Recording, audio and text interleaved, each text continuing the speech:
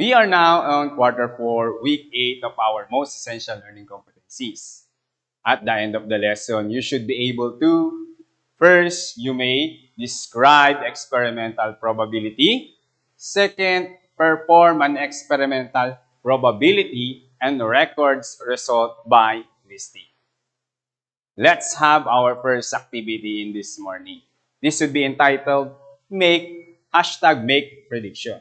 The direction is you're going to write yes if the statement is sure to happen, maybe if it's likely to happen, or no if it's impossible to happen. Question number 1. The baby cooks for the family.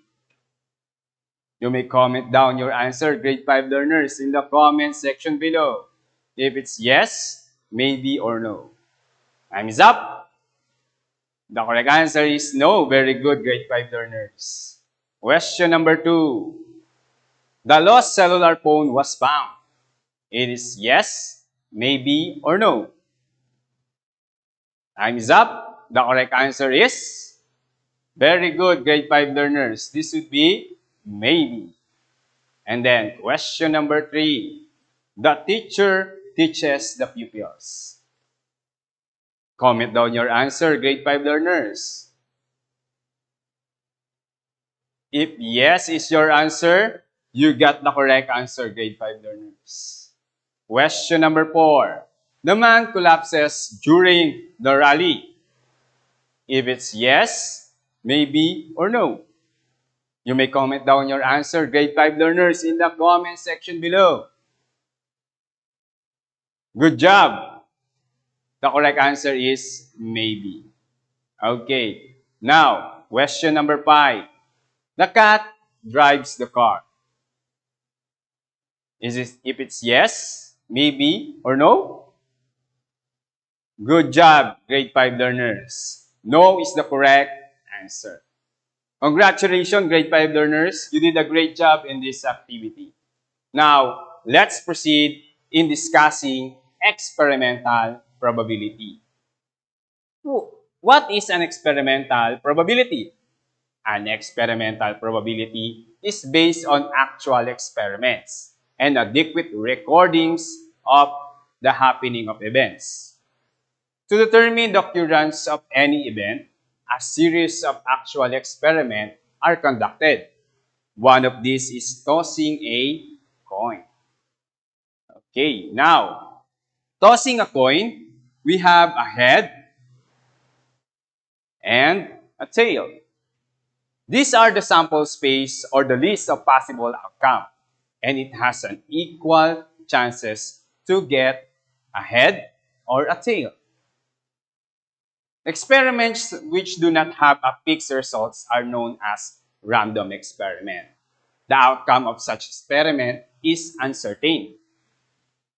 Random experiments are repeated multiple times to determine their likelihood. An experiment is repeated a fixed number of times, and each repetition is known as a trial. Probability is something to do with ranges. Let's start with 0% to 100%. When we say 0%, this would be impossible to happen, grade 5 learners. And we have 25%, meaning to say this equivalent to 1/4 or 0.25. This would be unlikely to happen. And when we say 50%, this would be equivalent to 1/2. Very good, grade 5 learners. Or 0.5. This would be equal likely to happen. And then we have 75% is equivalent to 1/3 or 75 hundredths. This would be likely to happen. And we have 100% is equivalent to 1 or certainly to happen. Now, let's proceed to second activity in this morning. Hashtag, what is the probability that? The direction is right impossible, unlikely, equal likely, likely, or certain. Question number 1. The spinner stopped at yellow. This would be impossible, unlikely, equal likely, likely, or certain. You may comment down your answer in the comment section below, grade 5 learners. Time is up. The correct answer is unlikely. Very good, grade 5 learners. Question number 2. If you pick a marble without looking, how likely will you get a blue marble? It is impossible, unlikely, equal likely, likely to happen, or certainly to happen. You may comment down your answer in the comment section below, grade 5 learners. Time is up. The correct answer is likely to happen. As you can see in the bag, we have most number of blue marbles. So this would be likely to happen. Question number 3. If you pick a marble without looking, how likely will you get a blue marble? If it's impossible to happen, likely, equal likely to happen, and certainly to happen. You may comment down your answer in the comment section below, grade 5 learners.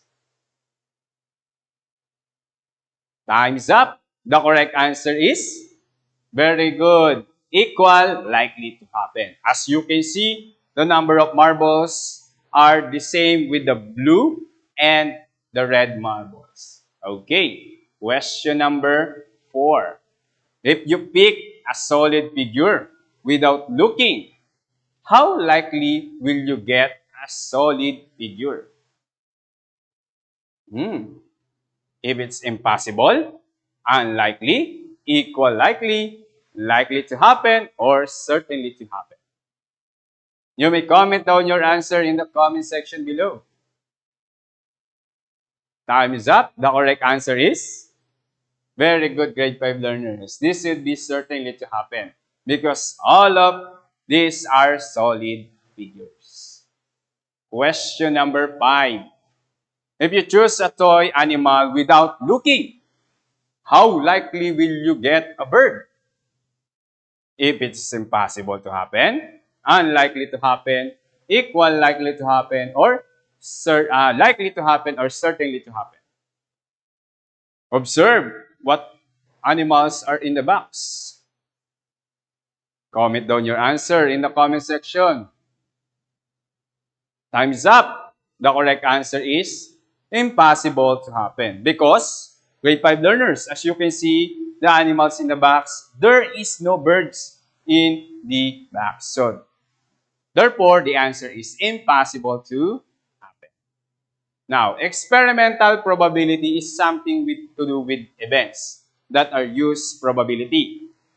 These are dice, spinners, coins, deck of cards, and ball in a box.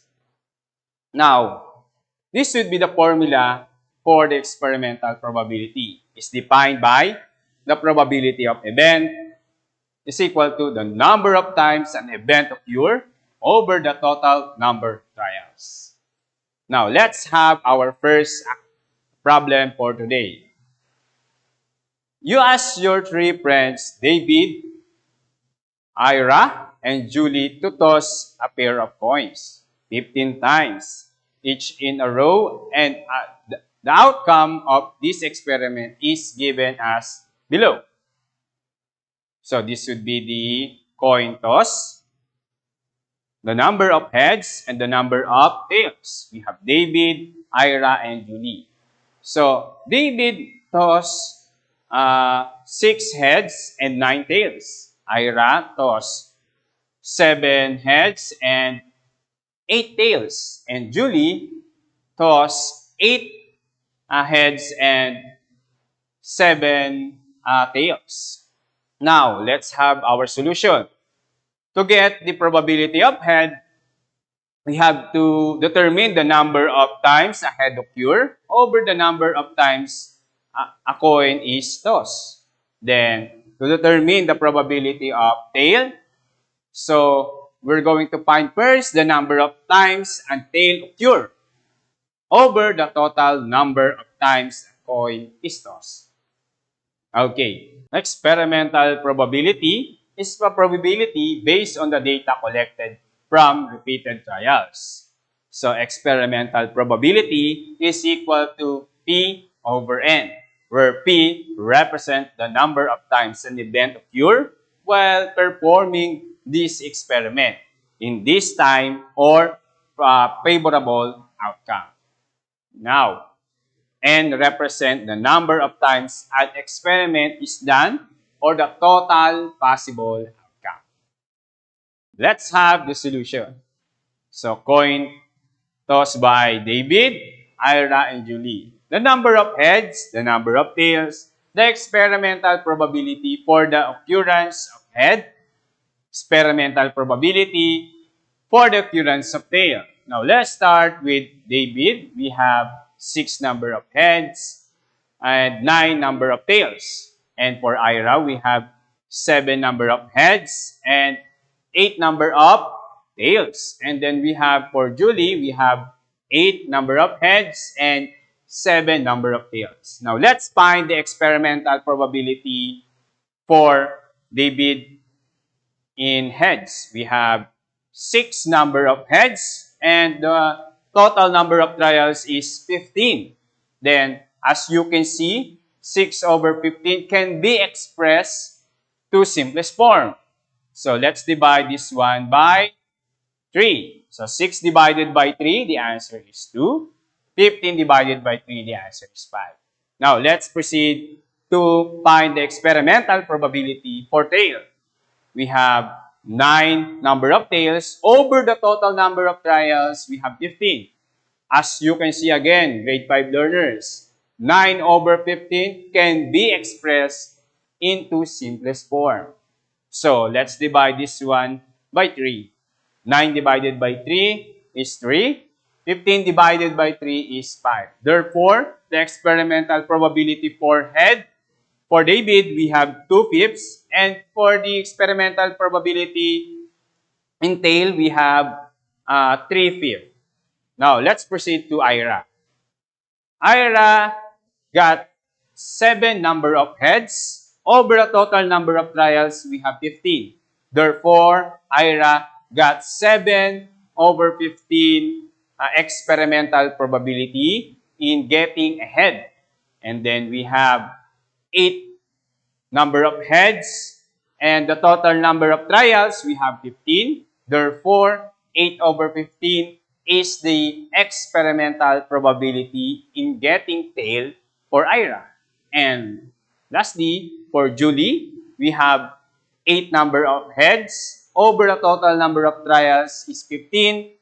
Therefore, the experimental probability in tossing head for Julie is 8 over 15. And for getting a tail, we have 7 number of tail over the total number of trials is 15. Therefore, the experimental probability in finding tail for Julie is 7 over 15. Now, let's have our second example for the day. A manufacturer makes 50,000 cell phones every month. After inspecting 1,000 phones, the manufacturer found that 20 phones are defective. What is the probability that you will buy a phone that is defective? Now, we have the solution. The total possible outcome is when expecting 1,000 phones, the manufacturer found out that 20 is defective. So, 20 is the favorable outcome. Now, let's have the solution. So, experimental probability is equal to P over N.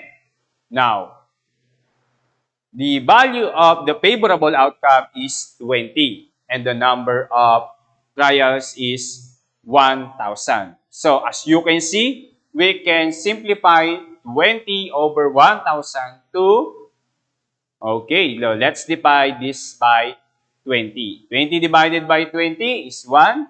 1,000 divided by 20 is 50. Therefore, the experimental probability is 1 over 50 or 0.02.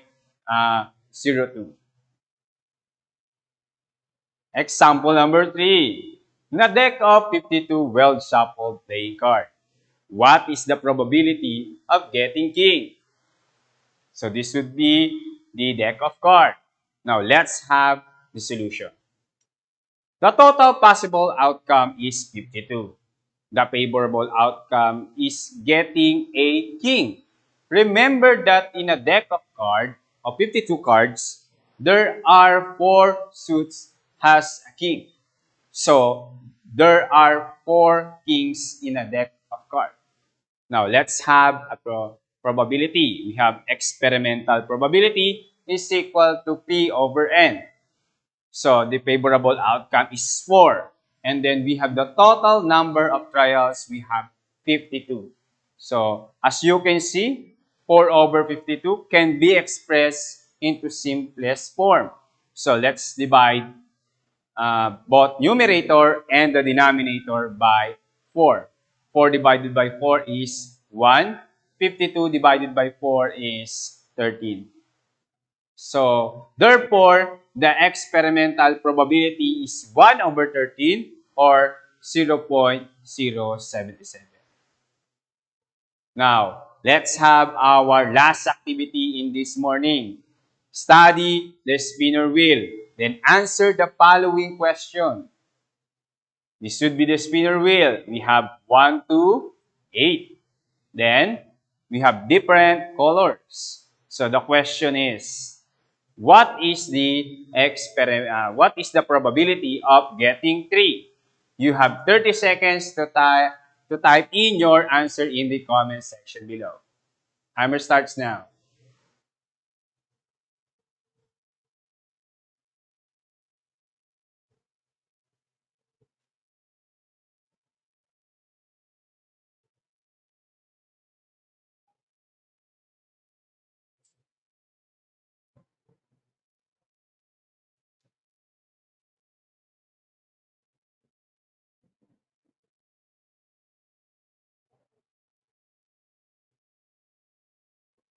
Okay, grade 5 learners.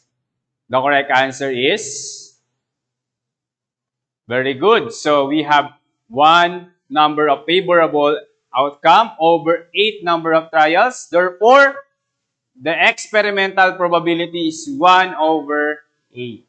Good job. Now, question number 2.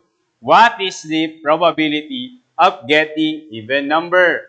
Your 30 seconds timer starts now.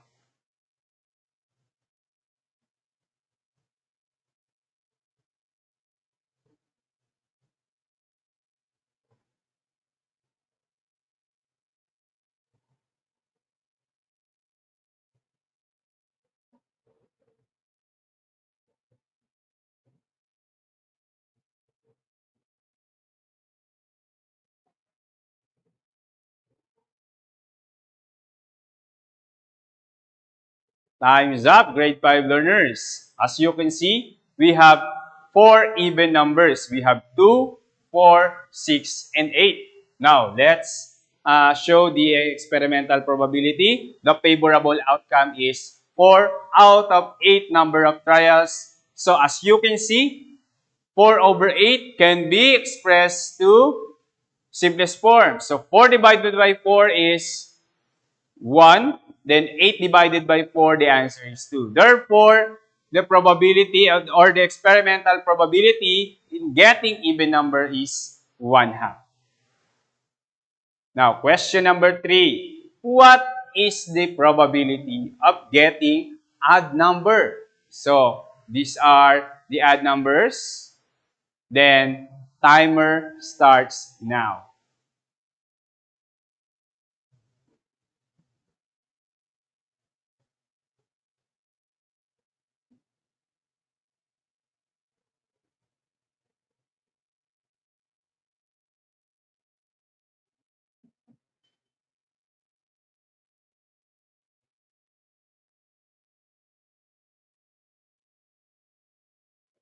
Okay, time is up. Now, let's reveal.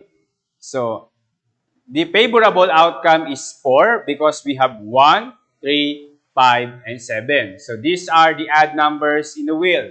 Now, the number of trials is 8. Then, as you can see again, we can simplify 4 over 8. So by dividing both numerator and denominator by 4. 4 divided by 4 is 1. Then 8 divided by 4 is 2. Therefore, the probability of getting odd numbers is 1. Now, let's proceed to question number 4. What is the probability of getting factors of 6? You may comment down your answer in the comment section. Your timer starts now.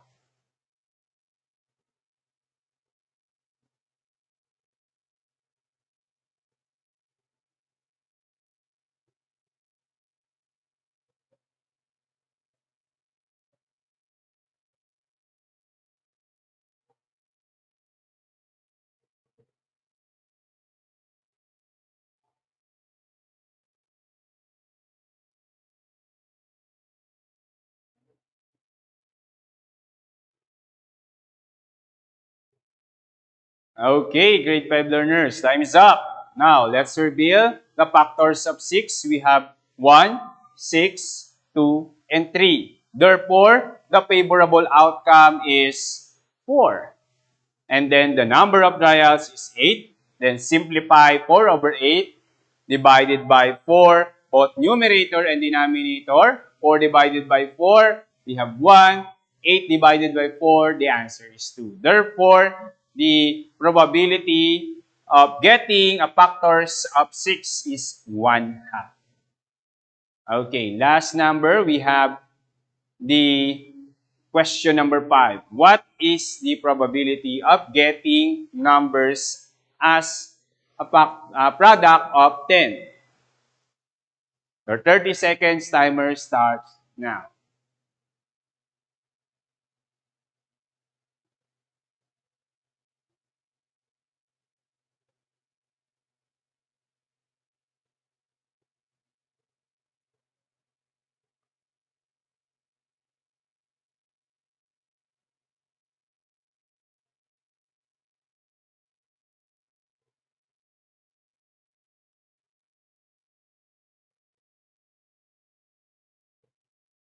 Okay, now let's reveal the product of 10.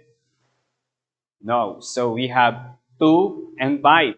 So let's reveal the favorable outcome. We have 2 and the number of trials is 8.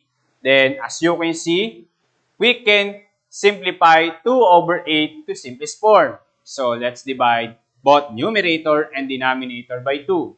2 divided by 2 is 1. Then 8 divided by 2, the answer is 4.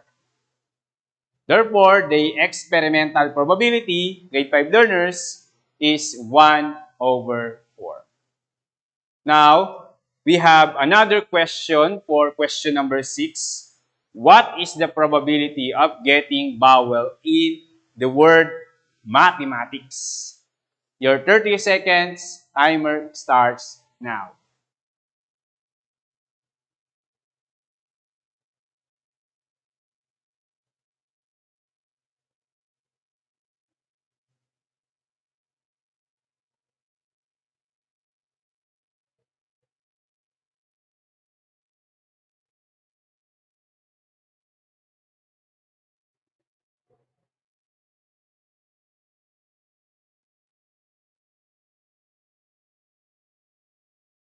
Time is up. Now, let's find the vowel letter in the word mathematics. We have A, E, A, I. So, we have how many favorable outcome? We have 4 favorable outcome. Over the total letter or the total trials, we have 11. So, therefore, the experimental probability is 4 over 11 because there is no simplified form by 4 over 11. Now, question number 7. What is the probability of rolling an even number on a die? Now, your 30 seconds timer starts now.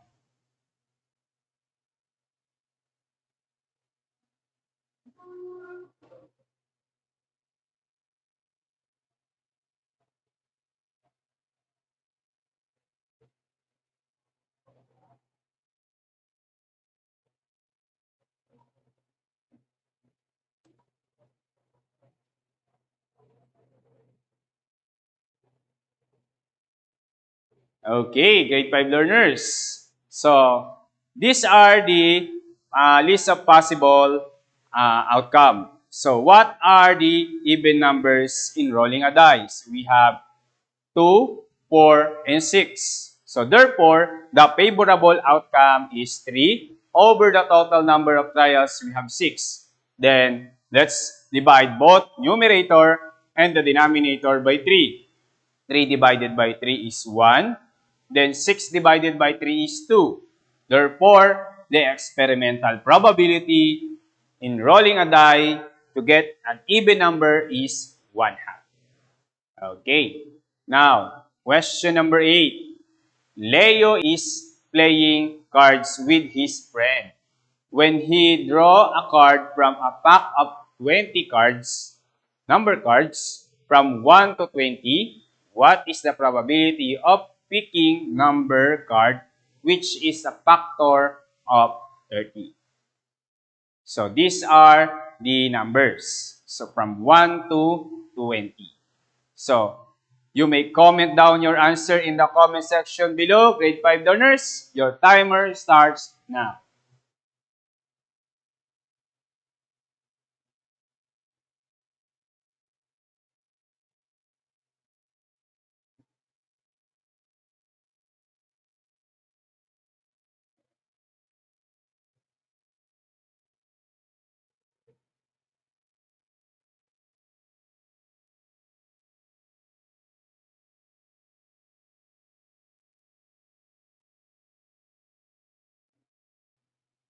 Time's up, grade 5 learners. So, these are the factors of 30. So, the favorable outcome is 7. And then the number of trials is 20. So, as you can see, 7 over 20 cannot be expressed into simplest form. Therefore, the experimental probability with a factor of 30 is 7 over 20. Now, question number 9. If a number is chosen at random from the numbers 1 to 20 inclusive, what is the probability that a single digit will be picked? You may comment down your answer in the comment section below. Your timer starts now.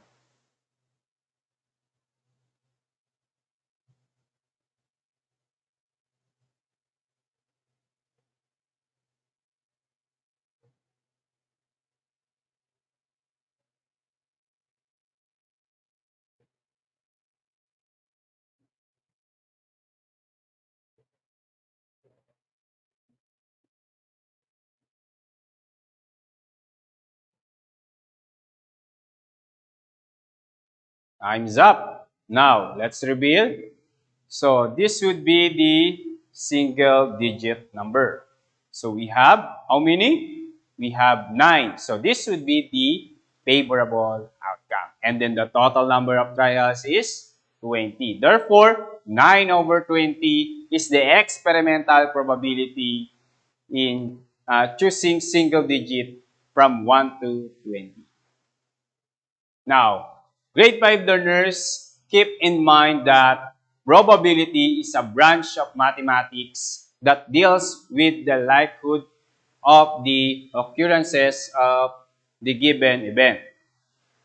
And experimental probability, also known as empirical probability, is based on actual experiments and adequate recordings of the happening of event.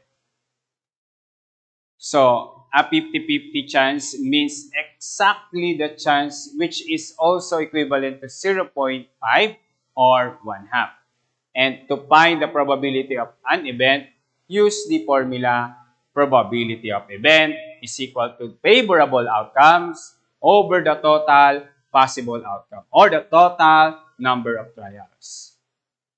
By doing a probability experiment, we can determine the number of times an event occurred. We also tabled and record the outcome of probability experiment. Now, for your home learning task, grade 5 learners, I want you to answer assessment on your self-learning module. This will be for week 8. So, I want you to remember this one. The first step is to establish that something is possible. Then, probability will occur. So, that's all for today, grade 5 learners. Thank you and see you again next time for another FB Live discussion.